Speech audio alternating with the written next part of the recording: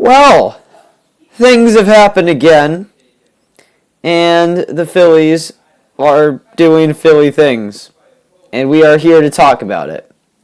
Not really the best articulate start to this one. Hello and welcome back to episode number 4 of season number 2 of It's Always Sunny in South Philadelphia. I'm your host, Riley Rich. The Phillies in the past week went to the Mile High City. They took on the Rockies, and they came home and faced the reigning NL Central champion, the Milwaukee Brewers. And they had a very interesting week. Again, a lot of ups, a lot of downs, a lot of controversy, everything that you would have wanted in a stress-filled Philly fan week. Before we begin, I wanted to mention, I don't know if you can tell, this is the first night setup for me, but this is a very stressful week for me. I mean, well, not really, but I have 2 episodes to record. I have this, and then if you do not know, the NFL draft is on Thursday. So, I mean, only been going on for 1 year, but a tradition is that I do my 7-round mock draft, so I still have to get on that. I'm working on it, and then I'll get you guys that hopefully tomorrow. You either get this tomorrow or maybe something Thursday in the afternoon if you're lucky. Probably expected tomorrow.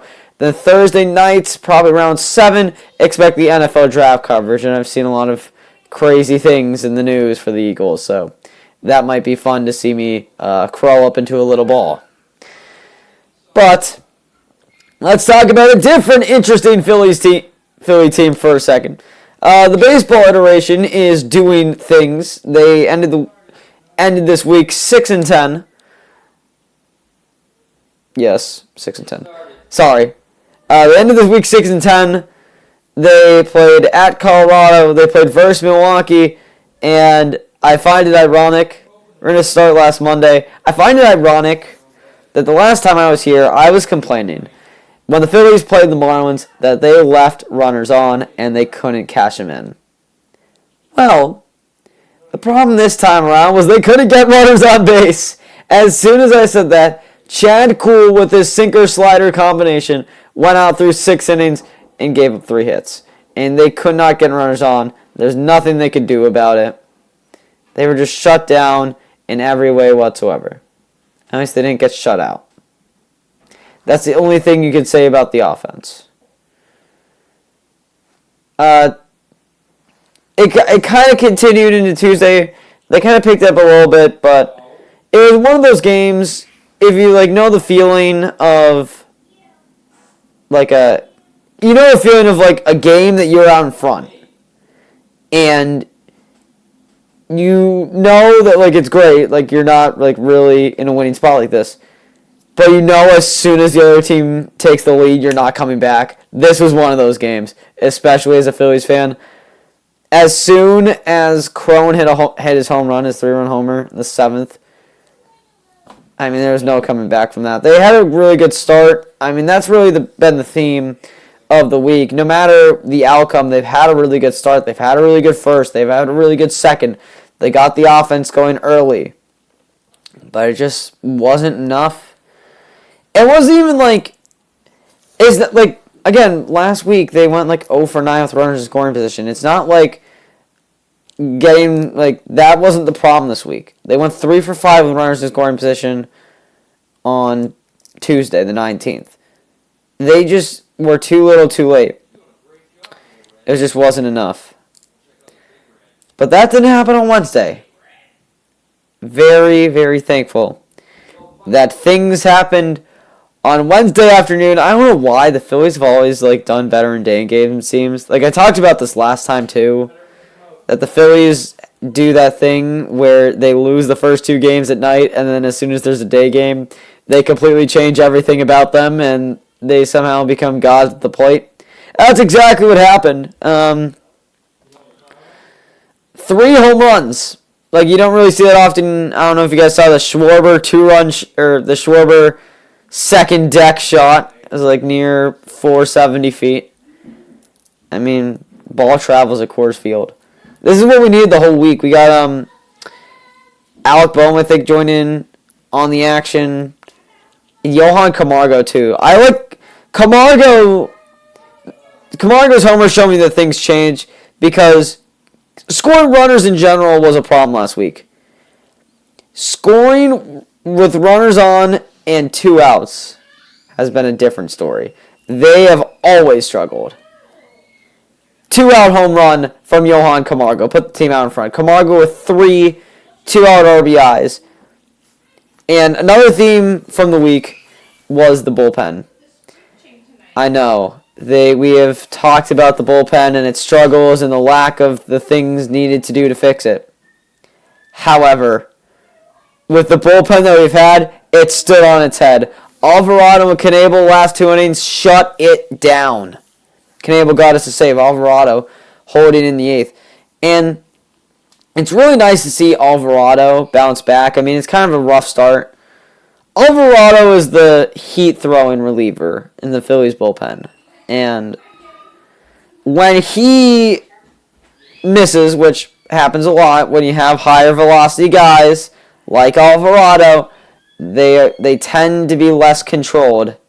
And so stuff starts skipping in the dirt. And wild pitches seem to happen. It's like I'm talking about last week. It's more last week than this week. But it's nice to see that Alvarado was a bit controlled for Wednesday's game. So overall, they went 1-2 against the Rockies. Props to the Rockies, actually. They went 8-3. They were 8-4 after the series. They were at the top of a stacked NL West. An NL West that they weren't chosen to win. It's kind of like the Giants last year. Nobody really... It's not that the Rockies are terrible, but the Rockies are definitely not on the Dodgers echelon in anybody's mind. And when you have guys like C.J. Cron stepping up, Chris Bryant didn't play on Monday, but Chris Bryant was there. When you have Connor Joe doing things, I mean, I'm recording this on Tuesday the 26th. He hit a home run on the 25th that we'll talk about. When Chad Kuhl comes in and gives you a 6 innings, 3 hit action, this is what the Phillies need. I mean, I know we have a bit more money to throw around, that we're over the luxury tax, we have better players. However, this small ball identity, this low budget identity, I'll call it. There's something about the Rockies and the Marlins that like screams like they don't have a high budget. They're obviously playing with low budget players, but there's the chemistry between the two teams is something that really catches my eye, and I mean it's something that that is the difference between the Phillies and teams like the Rockies and Marlins, who we're supposed to be beating, but we aren't. We aren't finishing the series against these lower teams. And if we expect to be good, we're expecting to make the playoffs this year. That's the goal. I mean, that's our expectation. If we don't make the playoffs this year, then we're really, really stuck in the middle. We're seen to have no direction. And the only way we can get to the playoffs if we win series is like against the Rockies, like against the Marlins, like against the Nationals. We haven't played the Nationals yet, but once that time comes around, we need to start beating teams like that. Then we could get starting to talk about maybe taking down the Mets, maybe taking down the Braves. Get a few of those series wins, keep yourself in the mix for a wild card, and take one of those final spots. But if you keep losing series to the Rockies and Marlins, how do you expect to make the playoffs? It's chemistry and it's consistency. There are nights where the offense doesn't show up at all. There are others, like on Wednesday, where they hit 3 home runs. There needs to be a solid line. This team is built to score 6 runs or more. And if they don't, they won't succeed. And it was on full display in Colorado, especially in the high altitudes. There's no exception. Then they came home and they played the Brewers. Now, the Phillies have played really decently against the Brewers last year. In fact, if they made the playoffs, I wouldn't have minded them playing Milwaukee. I think we would have had a chance. But it basically was the Mets series over again. First night was the 8th inning success. Everybody got on. Everybody got a hit. Passed the baton. Station-to-station offense. We talked about this last year, etc., etc. It's the thing that every baseball player is taught, everything that has gone through from Little League to high school to college and through the minors and majors. Station-to-station offense, getting runners on and driving them in, that's what a good team does. And that's what happened in the first game against the Brewers. They got runners on in the 8th, then Alec Boehm and Johan Camargo stepped up, got him in. And also, again, strong bullpen. Really carried us to the end. I mean, we had Knable throwing in there. James Norwood has been really good this week too. And I think the big thing for me, I mean, the title no, but Ranger Suarez, you might have seen in the box score, like 4 2/3. Ranger Suarez threw near 90 pitches. And it's something to think about because Ranger is not the guy when we think of eating innings. When we think of a guy that can go 7 or 8 innings, we think of Wheeler, because Wheeler had the most innings pitched in the league last year. We think of that. Ranger Suarez came up through our system. He basically was a long reliever in the first. He's kind of like what Christopher Sanchez and Bailey Falter are to us right now. But Suarez worked. He got in the rotation. He threw a complete game shutout last year. And now he's coming back. He had a bit of everybody had a bit of a short in spring training, but Suarez had his visa denied. Couldn't really get the spring training action he wanted. He had a pitch count of like 60 in his first start of the year. Now he's up to 90. Ranger, I think on a good day, Ranger could get us like over 6 innings, maybe 6 1/3, 6 2/3, and that's something that we need out of him. We need that 6 or 7 innings out of our starters. The bullpen success has been amazing. Don't get me wrong. I'm saying that the bullpen success is not sustainable. Like, yes, having guys like James Norwood and Andrew Bellati come in and throw scoreless innings is great. That's something good. However, when we get into the dog days of summer, when we get into playing good teams, there will be teams with better relievers and teams with better offense and teams that can overcome adversity, unlike the Phillies, and teams that can take down our bullpen. It's not sustainable. We need the offense to come back. We need our pitchers to go 6 or 7 innings. So if Ranger can get himself up to 90, maybe even like 95, 100, I think he's in a really good place to cement himself in this rotation. And especially if he had a season like he did last year, he's going to skyrocket. I mean, it's a bit different this year. The guy who was second in Cy Young voting last year is technically in our 5 spot. But Ranger Suarez is a real guy in our rotation. Sorry, that didn't really make any sense. But he's here to stay. And if he can throw 90 pitches and get outs, use a sinker well, that's a good sign for the future. Saturday, Phillies took a tough loss. There was just one bad 5th inning. Again, it was just one bad 5th inning. They scored 5 runs in the 5th. But again, 3 runs in the first 2 innings, not too bad. And Zach Wheeler started the game, and although we lost, we saw a bit of a velocity decline in the first few starts, but it came back. It's very nice to know that Wheeler can throw his hard sinker hard again. It's back up to normal speed. It's back to the unhittable stuff that it was last year, hopefully. Again, bullpen, Christopher Sanchez, Andrew Bellati, Brad Hand, James Norwood. I mean, they gave up a combined 2 hits. Now, granted, Sanchez did give up that home run to Renfroe. But only combined 2 hits over 4 innings. This is the stuff we needed from our bullpen. I mean, we didn't go out and get the Kenley Jansens of the world. But if these guys can keep doing things like this where they have 4 innings, maybe even give up 3 or 4 hits, that's a really good sign. That's a sign of a playoff caliber team. That's a sign that our pitching coaches and player developers actually know what they're doing. That's a really good sign. Seeing guys like Andrew Bellati and James Norwood, who aren't really the the young, long relievers like Sanchez or Falter, but guys that can eat up an inning. Kind of like what Coonrod and Brogdon were last year, we have here with Bellati and Andrew and Norwood. And it's been really, really fun to see them pitch, too. Oh, boy, then we get to Sunday Night Baseball. There's only one thing that people are going to remember about this game. That is the called strike 3 from Kyle Schwarber, or on Kyle Schwarber from Angel Hernandez. I can't even defend Schwarber. I would like to say, yeah, Angel is terrible. Whatever. I think a lot of people are going to say that. However, Josh Hader's on the mound. He throws hard fastballs and really good deceiving sliders. Now, I get that the slider on 2-2 and the fastball on full count were essentially in the same location, and one of them was a ball and one of them was a strike. However,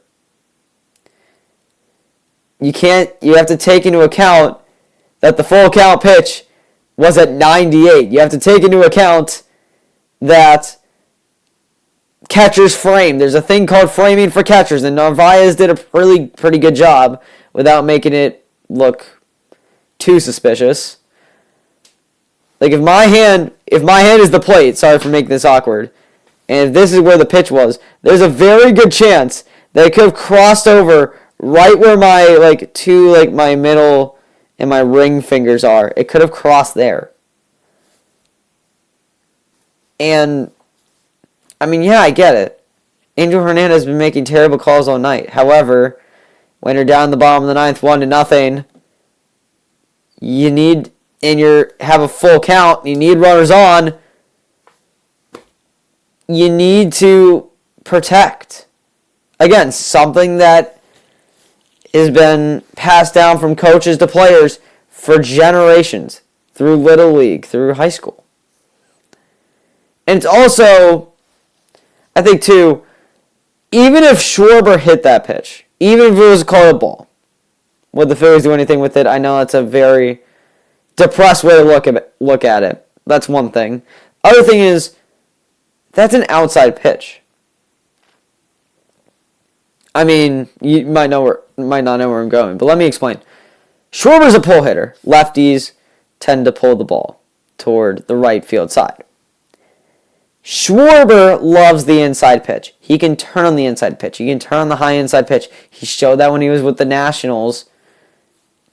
He showed that when he was with the Nationals last year and last summer, and when he was the June NL Player of the Month.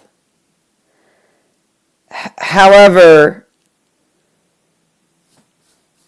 Schwarber's got, I'm sorry, but Schwarber's got to hit the outside pitch. He hasn't shown that at all this year. And he's also got to lay off the low sliders in the dirt. But we'll talk about that later. Bryce has a bit of a problem with that too. And it wasn't even about Schwarber too. It wasn't even about that call. Angel Hernandez didn't make the Phillies go 1 for 5 with runners in scoring position. Angel Hernandez did not make the Phillies leave 7 runners on base. Angel Hernandez did not make Hoskins, Harper, Bohm, and Camargo all have no hits combined. Now you might be asking why I put Bohm and Camargo here. Let me ask you this. Who else has been producing so far? I'll leave you with that. But it was truly a pitcher's game. It was a pitcher's duel all the way to the end. Brewers scored 1 in the 9th on a sac fly. Aaron Nola, absolutely spectacular.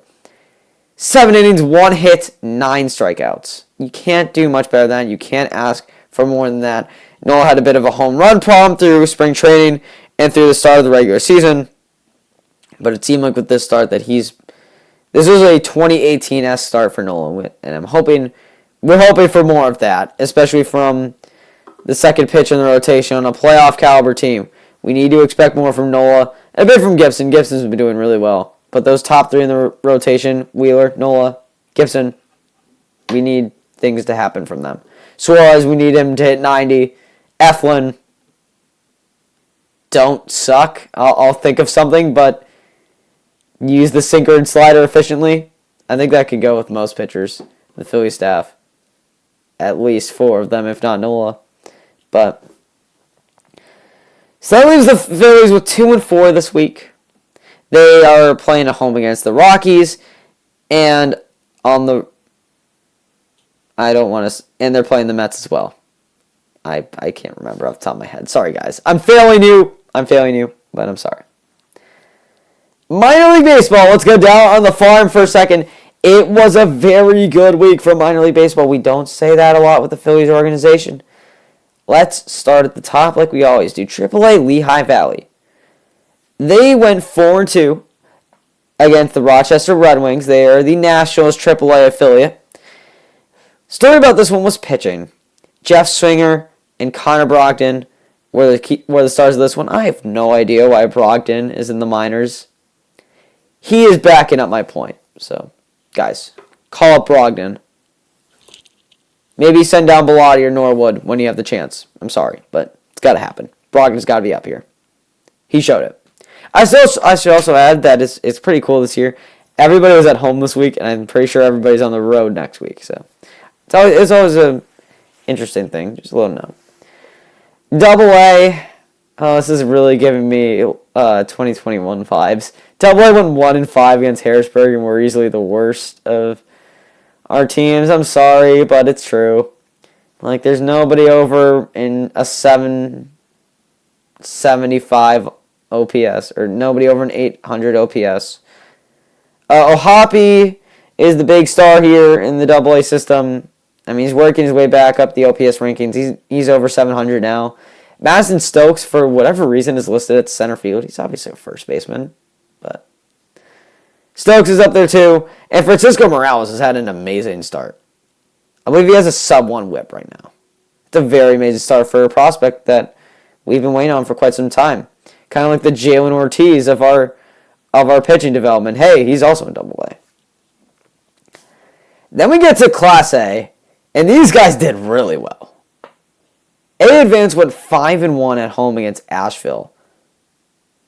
Also, I should say Harrisburg is also the Nationals affiliate. Asheville, if I remember correctly, they were the Rockies affiliate. They might have switched to the Astros. I don't really remember off the top of my head. But they are a team. And Jason Roughcorn, I honestly haven't heard of you.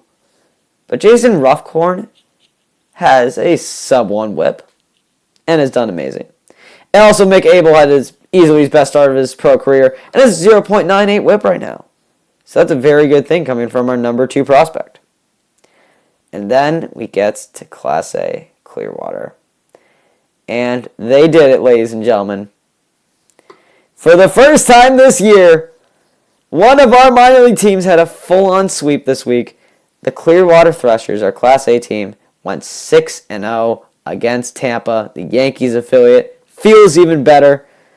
Yadiel Sanchez leading the way in center field. Gunnar Meyer on the mound has a sub-1 whip. And then there's a guy named Andrew Painter, our number 3 prospect. And oh boy, Andrew Painter has been something special to start this year.